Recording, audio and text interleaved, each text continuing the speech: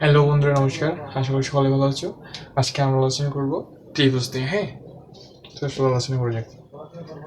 আমরা জানি ত্রিভুজের ইংরেজি প্রতিশব্দ হচ্ছে ট্রায়াঙ্গেল। হ্যাঁ, ট্রায়াঙ্গেল সাধারণত হচ্ছে ত্রিভুজ। হ্যাঁ, ত্রিভুজ কাকে বলে? তিনটা রেখা দ্বারা আবদ্ধ চিত্রকে বা ক্ষেত্রকে ত্রিভুজ বলে। কি বলে?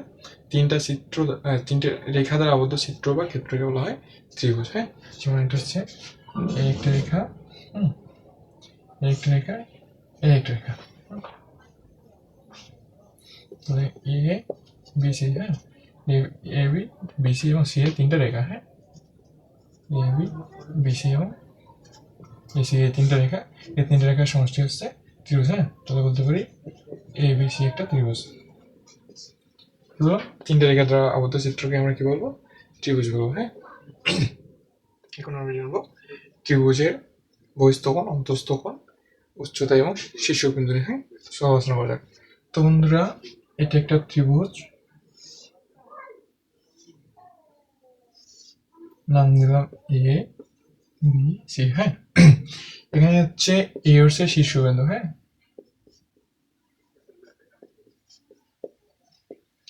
এ হচ্ছে শীর্ষবিন্দু, বিসি হচ্ছে ভূমি,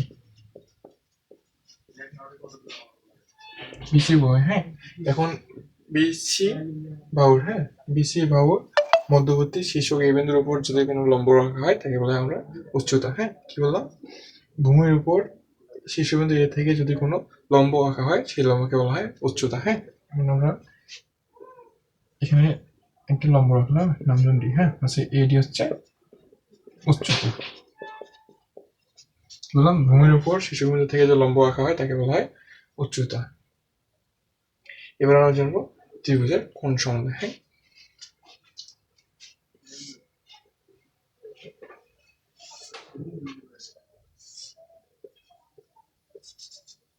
তোমরা দেখো এখানে হচ্ছে এবিসি একটা ত্রিভুজ, ত্রিভুজের ভিতরের কোণগুলোকে বলা হয় অন্তঃস্থ কোণ। হ্যাঁ, যেমন কোণ হচ্ছে